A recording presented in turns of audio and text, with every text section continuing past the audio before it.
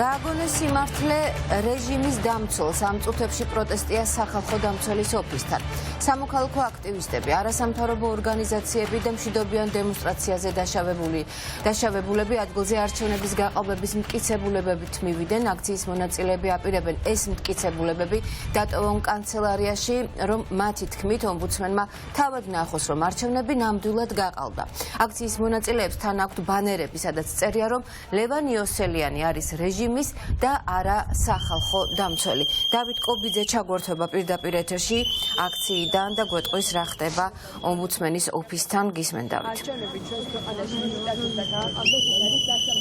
ხედავთ ამ წუთებში შეკრებილ მოქალაქეებს სახალხო დამცველის ოფისთან და მთავარი ატრიბუტი და რაც აქვთ მოტანილი ეს არის იმ ნაწამები ადამიანების ფოტოები, რომელთა დაცვაც წესით არის პირდაპირ მოვალეობა ლევან იოსელიანის სახალხო დამცველის, თუმცა ამ ადამიანების პროტესტით შეეხება სწორედ იმას, რომ სახალხო დამცველი არ ასრულებს საკუთარ უფლებას, საკუთარ მოვალეობას, უпростоრად და არ იცავს იმ ადამიანებს, ვინც სისტემური ძალადობის მსხვერპლი გახდნენ მიმდინარე აქციების განმავლობაში. აუცილებლად უნდა აღინიშნოს ის, რომ ამ ადამიანების პროტესტი გამოიწვია სწორედ იმან, რომ მიმდინარე საპროტესტო აქციების განმავლობაში ჩვენ ლევან იოსელიანისგან არ მოგვიწვენია მკაფიო განცხადება იმისა და მას უჭირს კიდეც იმის თქმა, რომ ადგილი ჰქონდა წამებას, მათ შორის რაზეც საუბრობენ მოქალაქეები, რომ ისინი გახდნენ წამების მსხვერპლი უშუალოდ სისტემის მხრიდან, თუმცა ისიც ვნახეთ ჩვენ, რომ ლევან იოსელიანი მაგალითად იმ განხილვაში შედის, რომ არჩევნები არ გაყალბებულა,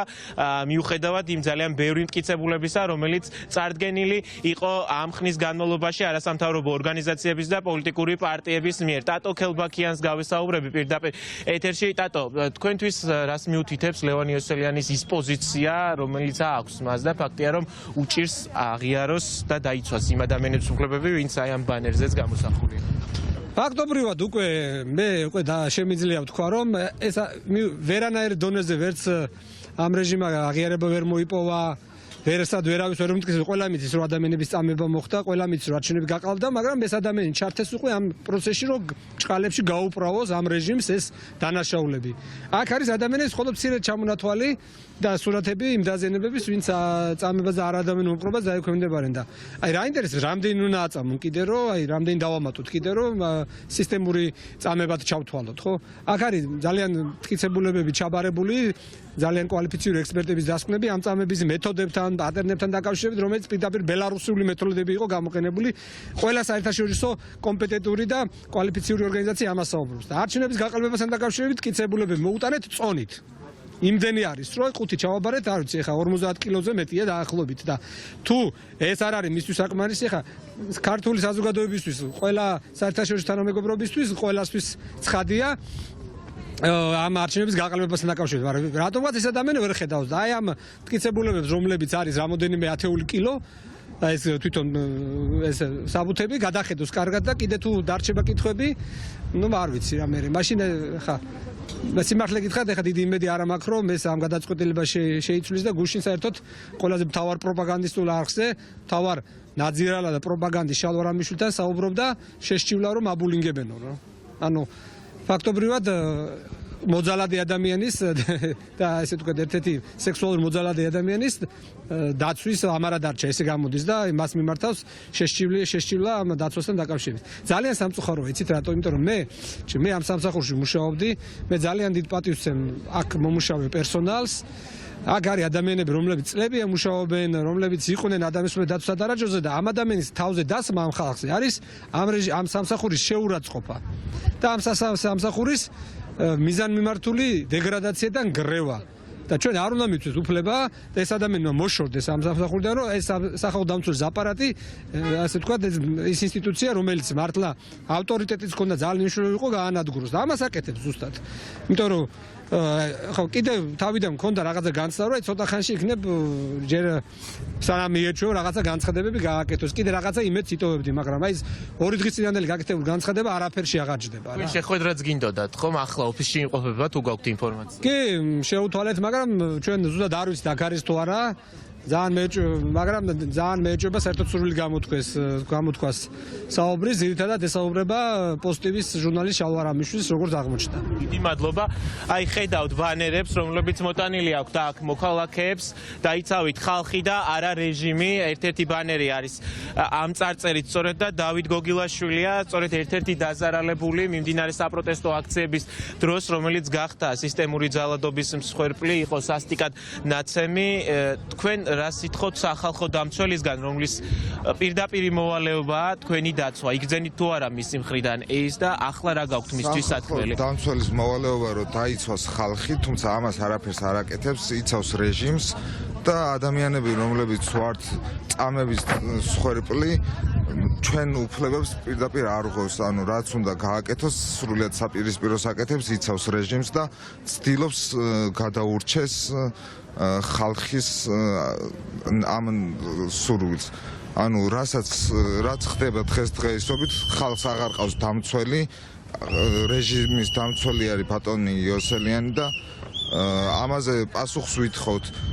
ჩემი შემთხვევის გავსად იყო ათეულობით შემთხვევა, როდესაც ხალხი აწამეს, თუმცა გამოდის და ყოფნის უნამოსობა, რომ თქვას წამების ფაქტები არ არსებობს, სრული სიცრუე.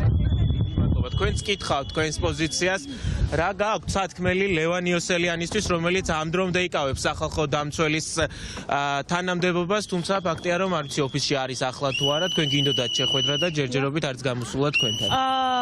პირველ რიგში მოგესალმებით, მე ვიტყოდი იმას, რომ დღეს როგორც ადვოკატი აქ ვარ, ყველა იმ ნაწამები ადამიანის სახელით, ვინც სისტემამ აწამა და ვიზეთ სულ რაღაც 2 დღის წინ ლევან იოსელიანმა განაცხადა, რომ თითქოს სისტემურობა მან ვერ დაინახა. სინამდვილეში ძალიან მარტივია ამ ყველაფრის დანახვა და საერთოდ არ ჭირდება რაღაც განსაკუთრებული, ესე ვთქვათ, იურიდიული განათლება ამ ყველაფერს. იქიდან გამომდინარე, რომ წამება ნამდვილად იყო სისტემური, გამზადებული ქონდა სამართალდამცავ ორგანოებს სპეციალური მარშრუტკები, სადაც აწამებდნენ ამ ხალხს.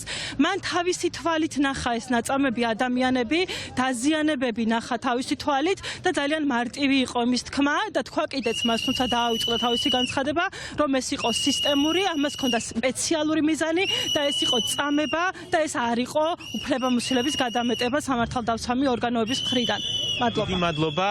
ლევან იოსელიანს გაუჭირდა ბოლო ინტერვიუში სწორედ ეს შეფასებინა და მიეცა შეფასება, ის შეფასება, რაც გაკეთდა საზოგადოების მხრიდან, სპეციალისტების მხრიდან, სამოქალაქო საზოგადოების საერთაშორისო პარტნიორების მხრიდან, რომ აქციაზე ადამიანები აწამეს, სისტემური წამების მსხვერპლი გახდა მოქალაქეები, რომლებიც მშვიდობიანად აპროტესტებდნენ მიმდინარე საპროტესტო აქციების დროს ეგრეთ წოდებული ხელისუფლების ანტისახელმწიფოებრივ გადაწყვეტილებას. ეკას ხილაძეს ხედავ სახალხო დამცველის ყოფილ მოადგილეს, თქვენც კითხავთ წესით, როგორ უნდა იქცეოდეს რეალურად სახალხო დამცველის ოფისი, რომლის უშუალო მოვალეობაც ადამიანების უფლებების დაცვა. რეჟიმის დამცველი ლევან იოსელიანი ხაზს უსვამს მთლიანად ამ აპარატის საქმიანობას, არაერთი კეთილსინდისიერი ადამიანის შრომას, რომელიც ამ ფაქტების შესახებ საუბრობს, წერს, ანგარიშებს და ის პროპაგანდისტულ message box იყენებს რეჟიმისგან და საუბრობს იმაზე, რომ წამებას არ ქონია სისტემური ხასიათი და თურმე არჩევნები არ გაყალბებულა. ეს არის ხელისუფლების message box-ი და დღეს სამწუხაროდ სახალხო დამცველის საქართველოში არის სწორედ ამ მესიჯების გამოტარებელი და ის რეპუტაციას ულახავს მთლიანად ქვეყნის ევროპულ არჩევანს, არა მხოლოდ ეროვნულ, არამედ საერთაშორისო დონეზე. დიდი მადლობა ეკას ხილაძეს უსმენთ პირდაპირ ეთერში.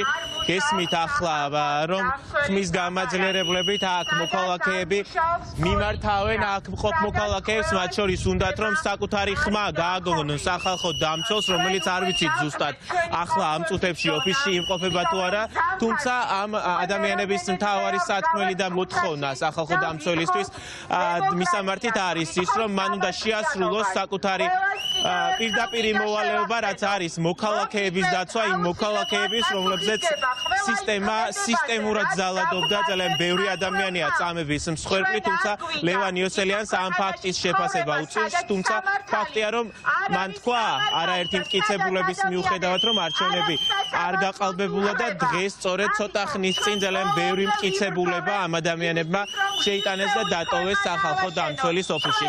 ჯერჯერობით რჩებიან აქ შეკრებილი მოქალაქეები სახალხო დამცველის ოფისთან და შემდგომ უკვე საღამოს ტრადიციულად ისინი გადაინაცვლებენ რუსთაველის გამზირზე, რომელიც უკვე თითქმის 2 თვეა არის შეკრების და პროტესტის მთავარი ეპიცენტრი.